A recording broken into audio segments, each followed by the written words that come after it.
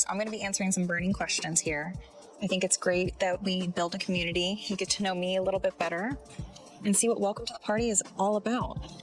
And the first thing you should know is we like our drinks strong around here, so. Now let's get into it. All right, so when was your first kiss? I had my first kiss in 6th grade, middle school, at the bus stop, and it was a whole spectacle where everybody was chanting, I'm not gonna say his name, but this poor guy, and I was one of those girls that was like 5'6", and he still hadn't hit puberty yet, so he was shorter than me.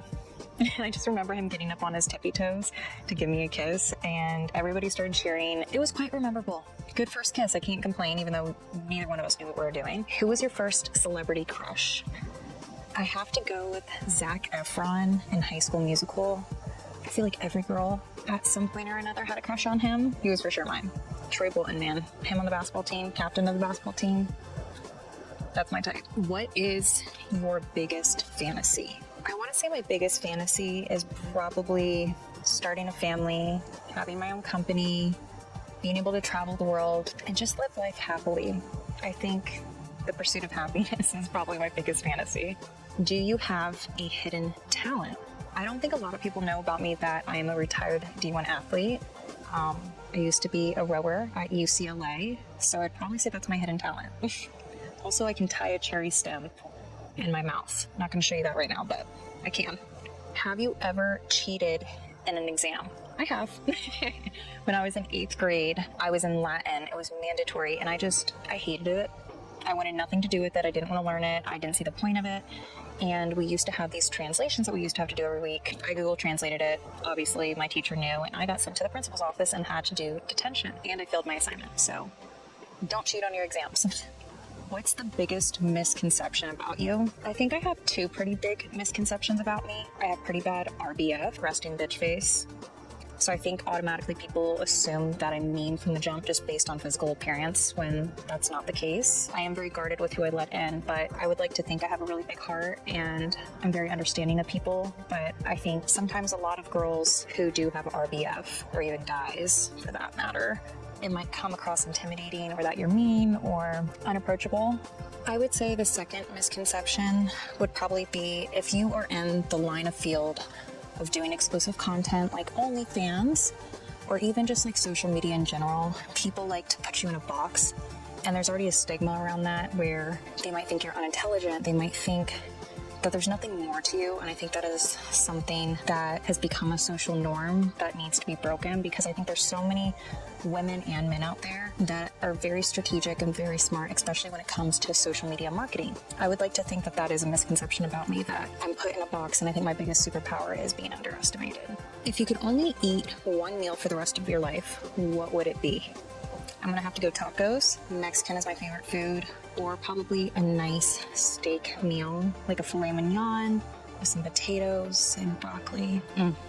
Or maybe even sushi, I don't know. Like, I'm probably the worst person to ask. I love food. I'm not picky either. I could eat anything and everything and be totally happy with it. Yeah, probably tacos, steak, or sushi, something like that. What is the biggest lie you've ever told? So I was about 5 or 6 years old, and I remember being in kindergarten where we had just learned 911. And at the time, my mom was a stay-at-home mom. I had a younger sister, and my dad was traveling a lot for work, and he was just grinding his butt off. And I just remember there was a situation where my mom wasn't giving me the attention I thought I deserved. So I called 911, and I immediately hung up. I got so scared. I don't even think I said anything on the phone. I think they just heard maybe me breathing. I had shortly after, I called the cops. My mother was down for nap time, and I remember 2 cops came into my house, and I remember banging on my bedroom door, and I just remember waking up in a panic with 2 cops standing in my room with my mother, and they're like, we got a call, because my mom knew it was me. I was the troublemaker of the family. And I just stuck to my story. I did not call the cops. It was about 2 hours in. I remember my dad getting home from work, and dinner had even gone by, and I was still sticking to my story that I had not called the cops, that I don't know who did it. I think it was the neighbors. Like, I was coming up with anything and everything to not own that I did that to my mom. She made it a point to have me own up to it, and I think I eventually did. Don't call the cops unless it's an emergency, especially on your mother. Have you ever accidentally hit something or someone with your car? Yeah.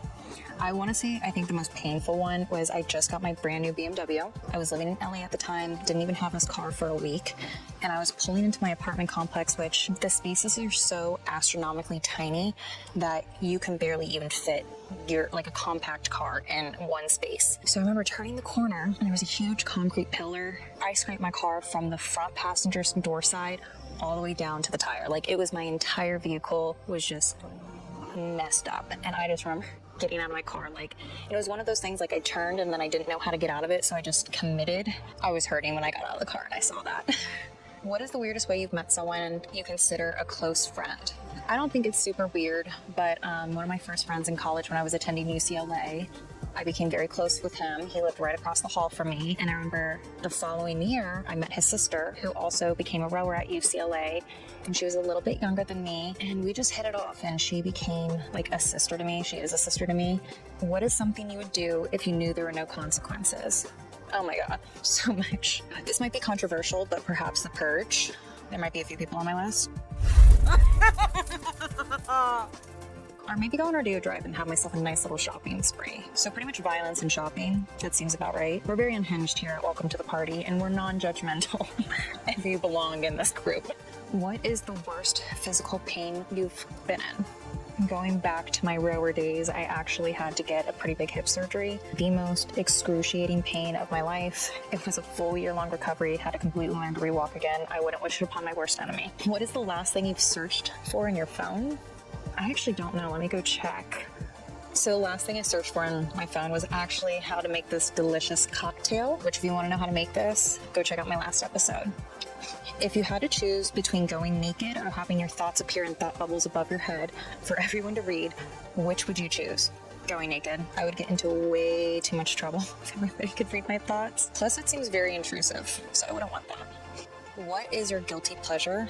Oh my gosh, I love reality TV, like the Kardashians, any of the housewives, or like any of the 2000s rom-coms. That is my guilty pleasure by far. Have you ever had a wardrobe malfunction? Yes. My first job right out of college, I was working for Gucci, and this was back in 2021. If you remember the uniforms, they're these very thin material pants, but I remember being in the men's section. I was helping a client who was a pretty well-known celebrity, and I remember getting a bunch of things for him, and whenever I bent over, tore my pants. Like, it wasn't a tiny tear, it was down the middle, split, like, it was pretty much my pants were in two, and it looks like what are they call the shaps for like cowboys. I was walking out of there like one of my coworkers, bless her heart, she came up behind me and she was trying to cover me. Not to mention I was on that time of the month too, so I felt very vulnerable. Maybe that was too much information, but it was horrific to say the least. Would you trade your cat for $1 million? No, like no shot, that's my baby. If you were reborn, what decade would you want to be born in? I feel like the 70s. I feel like that is like a really great time to be born. You could get away with so much shit. There wasn't social media, flower child era, like, yes, 70s for sure.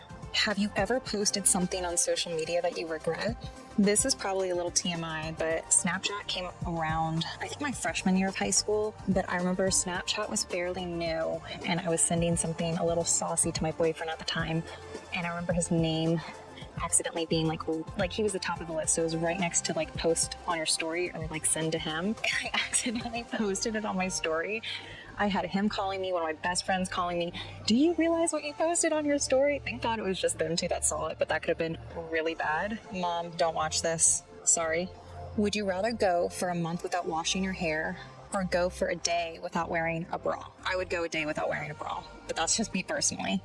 Thank you for tuning in to this week's episode of Cocktails and Confessions, where you got to get to know me a little bit better. Make sure you tune in next week for Welcome to the Party, where we're always turning the party up.